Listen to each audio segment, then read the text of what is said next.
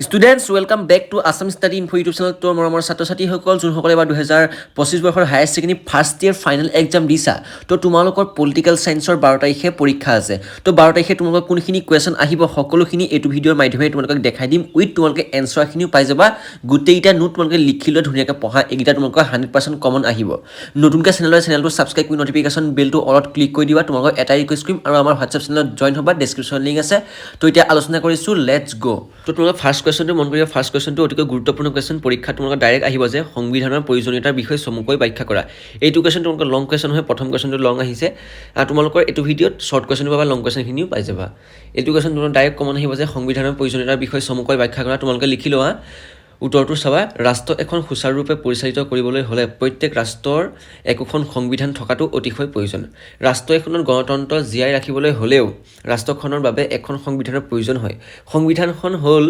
এখন লিখিত দলিল সংবিধানত চৰকাৰৰ ক্ষমতাবোৰ লিপিবদ্ধ কৰা থাকে সংবিধানে প্ৰদত্ত কৰা ক্ষমতাৰ বাহিৰত চৰকাৰে আন কোনো ক্ষমতা প্ৰয়োগ কৰিব নোৱাৰে আৰু তেনে চৰকাৰ কৰিলে ন্যায়ালয়ে অসাংবিধানিক বুলি ঘোষণা কৰি চৰকাৰক নিয়ন্ত্ৰণ কৰিব পাৰে সংবিধানে চৰকাৰৰ স্বৈৰাচাৰিকতাক নিয়ন্ত্ৰণ কৰি জনসাধাৰণক অধিকাৰ ৰক্ষা কৰে ঠিক আছে এইটো কোৱেশ্চন ক্লিয়াৰ তোমালোকে গোটেইটো লিখি লোৱা ঠিক আছে থাকি গ'লে তোমালোকে ভিডিঅ'টো ৰখাই লৈ লিখি ল'বা নেক্সট কোৱেশ্চনটো আহিলে সংবিধানে সমন্বয় আৰু প্ৰতিশ্ৰুতিক অনুমোদন দিয়ে ব্যাখ্যা কৰা ঠিক আছে এইটো কোৱেশ্চন চাবা সংবিধানৰ প্ৰথম কাৰ্য হ'ল ই মৌলিক নীতি নিৰ্ধাৰণ কৰি দিয়ে যি নীতিৰ জৰিয়তে ৰাষ্ট্ৰ এখনৰ সকলো শ্ৰেণীৰ লোকৰ মাজত ন্যূনতম সমন্বয় স্থাপন কৰা হয় ৰাষ্ট্ৰৰ প্ৰত্যেকজন মানুহে কেতবোৰ মৌলিক নীতি নিয়মৰ ক্ষেত্ৰত উমৈহতীয়া সন্মতি দিব লাগিব তদুপৰি সকলোৱে সেইবোৰ মানি চলাটো বাধ্যতামূলক আৰু কোনোবাই অমান্য কৰিলে শাস্তি বিহা হ'ব লাগিব এনেবোৰ প্ৰতিশ্ৰুতি সংবিধানৰ জৰিয়তে দিব পাৰিলে ৰাষ্ট্ৰ এখনত সমন্বয় স্থাপন কৰিব পৰা যায়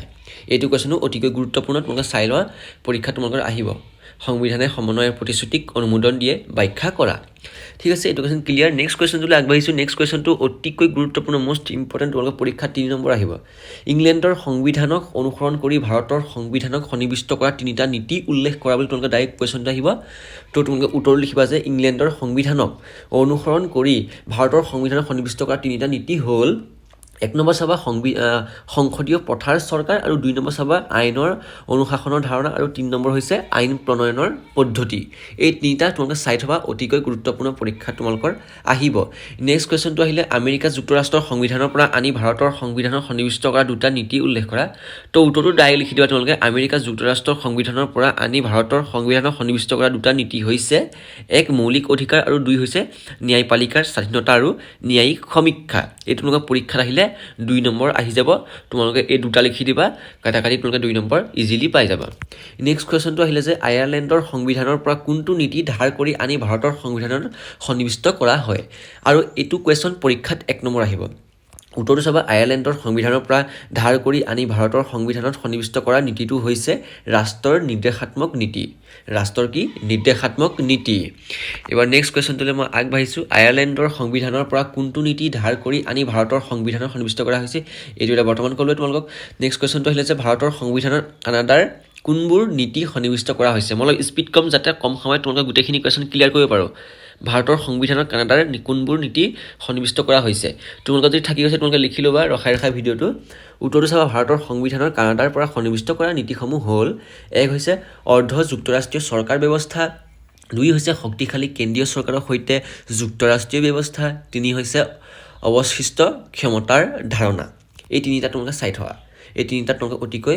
গুৰুত্বপূৰ্ণ ঠিক আছে নেক্সট কোৱেশ্চনটো আহিলে ফ্ৰান্সৰ সংবিধানৰ কোনবোৰ নীতি ভাৰতৰ সংবিধানত সন্নিৱিষ্ট কৰা হৈছে উত্তৰটো হৈছে ফ্ৰান্সৰ সংবিধানৰ পৰা ভাৰতৰ সংবিধানত সন্নিৱিষ্ট কৰা নীতিটো হৈছে স্বাধীনতা সমতা আৰু ভাতৃত্ববোধ স্বাধীনতা সমতা আৰু ভাতৃত্ববোধ বুলি কৈছে ঠিক আছে এইটো কোৱেশ্চন তোমালোকে চাই থবা নেক্সট কোৱেশ্চনটো আহিলে ভাৰতৰ সংবিধানত কি বিষয়ৰ স্বাধীনতাৰ অধিকাৰ দিয়া হৈছে সেইবোৰৰ সীমাবদ্ধতাৰ বিষয়ে চমুকৈ তোমালোকে আভাস দিয়া বা চমুকৈ তোমালোকে লিখা তো তোমালোকে এই উত্তৰটো চাই লোৱা এই উত্তৰটো তোমালোকে প্ৰথমতে লিখিবা যে ভাৰতৰ সংবিধানত 19 নং অনুচ্ছেদৰ পৰা 22 নং অনুচ্ছেদত স্বাধীনতাৰ অধিকাৰ সন্নিৱিষ্ট আছে এই অনুচ্ছেদৰ অধীনত বৰ্তমান 6 প্ৰকাৰৰ অধিকাৰ অন্তৰ্ভুক্ত আছে এই অধিকাৰসমূহ হ'ল 1 নম্বৰ লিখিবা তোমালোকে বা ক লিখিবা কথা কোৱা বা প্ৰকাশৰ স্বাধীনতা প্ৰকাশৰ বুলি ক'লোঁ মই খটো হৈছে নিৰস্ত্ৰ আৰু শান্তিপূৰ্ণভাৱে সমবেত হোৱা স্বাধীনতা।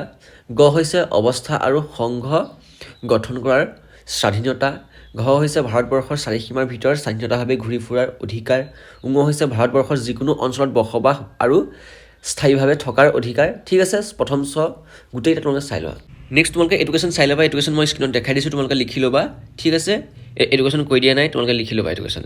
নেক্সট কুৱেশ্যনটো কৈ দিছোঁ, ভাৰতীয় নাগৰিকৰ দুটা মৌলিক অধিকাৰ উল্লেখ কৰা।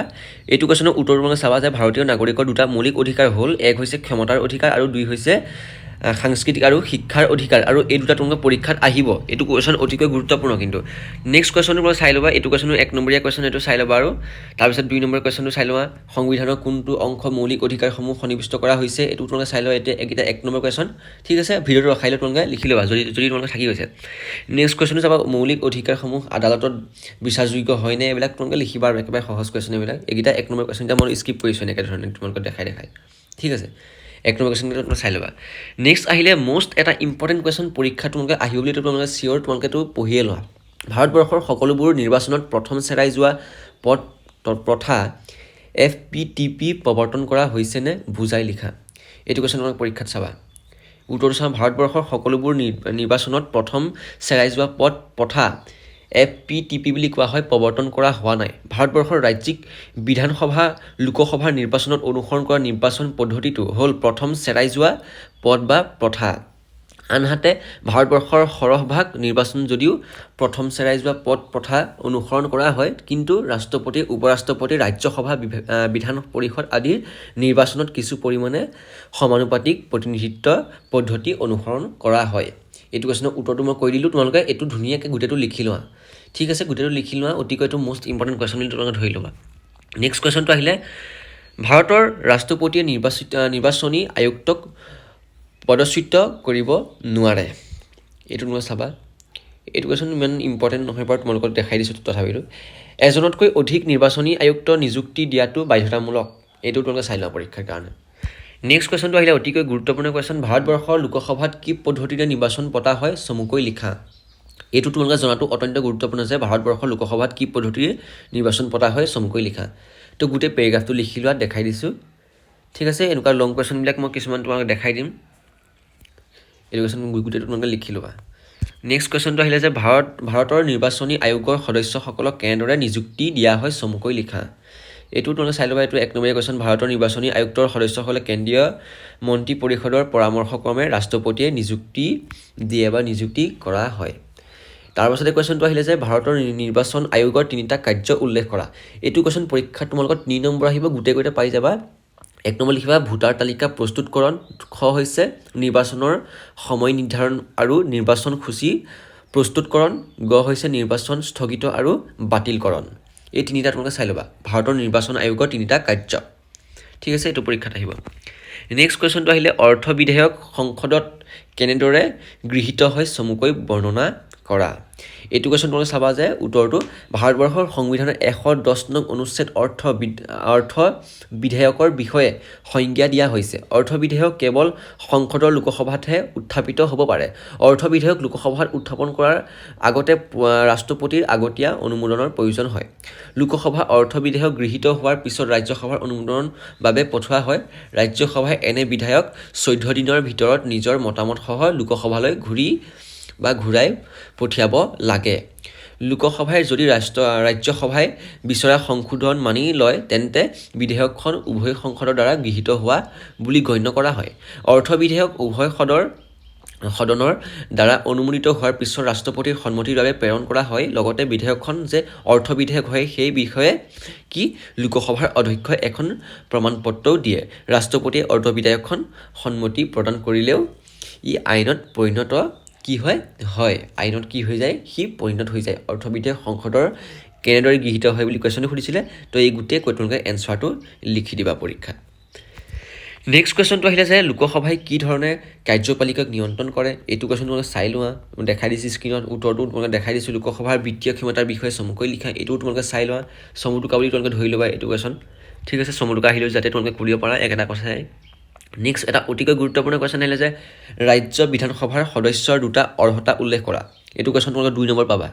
উত্তৰটো হৈছে ৰাজ্য বিধানসভাৰ সদস্যৰ দুটা অৰ্হতা হ'ল 1 প্ৰাৰ্থীজন ভাৰতীয় নাগৰিক হ'ব লাগিব 2 হৈছে তেওঁৰ বয়স অতি কমেও 25 বছৰ সম্পূৰ্ণ হ'ব লাগিব নেক্সট কুৱেশ্যনটো আহিলে ৰাজ্যিক বিধানসভাৰ সদস্য পদ বাতিল হ'ব পৰা দুটা কাৰণ উল্লেখ কৰা এইটো কুৱেশ্যনো গুৰুত্বপূৰ্ণ তো উত্তৰটো চাবা ৰাজ্যিক বিধানসভাৰ সদস্য পদ বাতিল হ'ব পৰা দুটা কাৰণ হৈছে এক লিখিবা সদস্যসকলে ইচ্ছাই সদস্য পদৰ পৰা পদত্যাগ কৰিব পাৰে 2 হৈছে বিধায়কসকলে বিধানসভাৰ বিনা অনুমতিত 60 দিন বা তাতকৈ অধিক দিন একেৰাহে বিধানসভাৰ অধিৱেশনত অনুপস্থিত থাকি তেওঁৰ সদস্য পদ বাতিল হ'ব পাৰে এইটো কুৱেশ্যনো তোমালোকৰ অতিকৈ গুৰুত্বপূৰ্ণ পৰীক্ষা তোমালোকৰ আহিব ঠিক আছে নেক্সট কুৱেশ্যনটোলৈ আগবাঢ়িছোঁ দ্বিসদন বিধানমণ্ডলত থকা ভাৰতৰ দুখন ৰাজ্যৰ নাম লিখা দ্বিসদন বিধানমণ্ডলত থকা ভাৰতৰ দুখন ৰাজ্যৰ নাম কি হৈছে বিহাৰ আৰু